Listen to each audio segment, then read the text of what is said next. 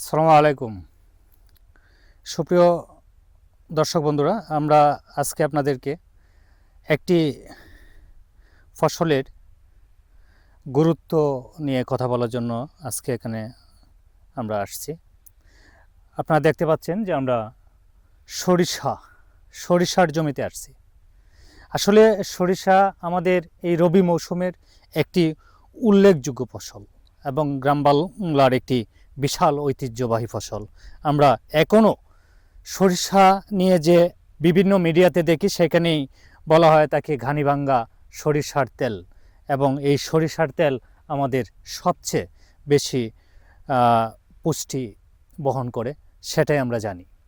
যে কারণে গ্রাম বাংলার ঐতিহ্য ধরেই এখনও ঘানিতে ভাঙ্গা সরিষা যে অ্যাডভার্টাইজ সেগুলি বিভিন্ন কোম্পানিগুলি করে থাকে। সরিষা আসলে আমাদের মানব জীবনে এবং খুবই গুরুত্বপূর্ণ একটি ফসল। সরিষার তেল সেটি আমাদের রান্নায়, গায়ে মাখা, মাথার চুলে ব্যবহার করা থেকে শুরু করে বিভিন্ন রকম কাজে আমাদের এই সরিষার তেলের সমাদৃত রয়েছে। যাই হোক, আমরা আজকে আমাদের কৃষক ভাই সাইদুর ভাই, জি আপনি সরিষা আবাদ করছেন। জি আচ্ছা, আমরা দেখতে পাচ্ছি যে দিন দিন আমাদের এলাকায় সরিষার আবাদ কমে যাচ্ছে, কারণ কি?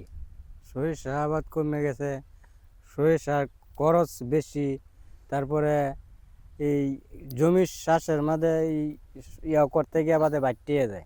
যাই হোক, আমরা আসলে আগে যেভাবে জমিগুলি চাষ করা হইতো এবং বিনা চাষেও কিন্তু সরিষা করা সম্ভব, সেটা কি জানেন আপনি? হ্যাঁ জানি জানেন। তাহলে আসলে চাষাবাদের একটি খরচ এখন আমাদের জমি লাঙ্গল দিয়ে, অর্থাৎ গরুর লাঙ্গল দিয়ে চাষ হয় না বললেই চলে। মূলত যান্ত্রিক উপায়ে আমাদের জমিগুলি এখন চাষাবাদ হয়ে থাকে, যে কারণে আমাদের খরচটা অনেক বেশি হয়ে যায় এবং আমাদের কৃষি শ্রমিকের অত্যন্ত অভাব। সেই কারণেই আমাদের ফসল উৎপাদনে অনেক বেশি ব্যয় হয়ে থাকে। আপনার জমিতে, সরিষার জমিতে কি কি ধরনের সার ব্যবহার করেন? এই তো ধরুন মাটিয়া সার, লাল সার, এই জিপ সার, তারপরে ইউরিয়া সার। আচ্ছা, আপনি কি জানেন যে সরিষা ক্ষেতে যদি জিপ সার পরিমিত ব্যবহার করা হয় তাহলে সরিষার ফলন ভালো হয় এবং ফটগুলি, দানাগুলি ভালো হয়, পুষ্ট হয়। এবং সালফার জাতীয় যে সার, সেই সালফার জাতীয় সার যদি বলতে পরিমিত, তাহলে এই সরিষার জাজ ঠিক থাকে এবং সরিষার দানাগুলো অত্যন্ত পুষ্ট হয়, ফলন অনেক গুণ বেড়ে যায়।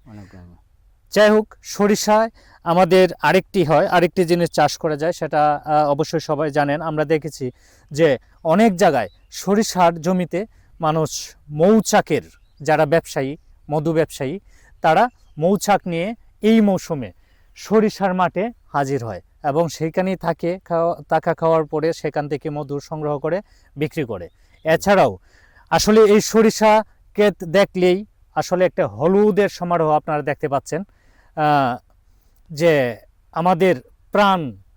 আসলে এই ডিজিটাল প্রযুক্তির যুগে আমরা এই সরিষার ক্ষেতে একটি ছবি তোলার জন্য সবাই আকুল হয়ে ওঠে। যাই হোক, আমরা এই সরিষা আমাদের গ্রাম বাংলার একটি ঐতিহ্য। এই সরিষার আবাদ দিন দিন বৃদ্ধি পাবে, সেটাই আমাদের প্রত্যাশা। যাই হোক বন্ধুরা, আমরা আপনাদেরকে দেখালাম আসলে এখানে অনেকটা জমিতে, প্রায় 4-5 হেক্টর জমিতে একসাথে সরিষার আবাদ হয়েছে। এক সময় আমাদের দেশে যখন বোরো ধান আবাদ কম হতো, তখন সরিষার আবাদই সবচেয়ে বেশি হতো। এক সময় সয়াবিন তেলের ব্যবহার আমাদের গ্রাম বাংলায় ছিল না বললেই চলে।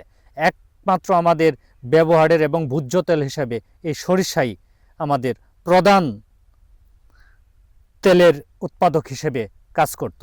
যাই হোক, আমাদের সরিষা দিন দিন আরও চাষাবাদ বৃদ্ধি পাবে এবং আমাদের এই দেশের তেলের চাহিদা এই সরিষা থেকে মেটানো সম্ভব যদি সেটাকে আবাদ করা যায়। আর ইদানিং আমাদের কিছু জমিতে না প্রায় বোরো ধানের আবাদ বেড়ে যাওয়ায়, ধান ভিত্তিক চাষাবাদ বেশি হয়, আমাদের সরিষা আবাদ অনেক গুণে কমে গেছে এবং এই সরিষা আবাদ করে ধান চাষ করতে একটু দেরি হয়। এই কারণে আমরা স্বল্পমেয়াদী অনেক সরিষা বাংলাদেশ কৃষি গবেষণা ইনস্টিটিউট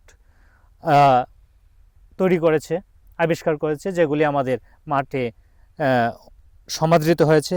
বর্তমানে অনেক হাইব্রিড জাতের সরিষা যেগুলির ফলন অনেক বেশি। শুধু সুপরিকল্পিতভাবে চাষাবাদ করলেই আমাদের এই বাংলাদেশে তেলের চাহিদা এই সরিষা থেকে মেটানো সম্ভব।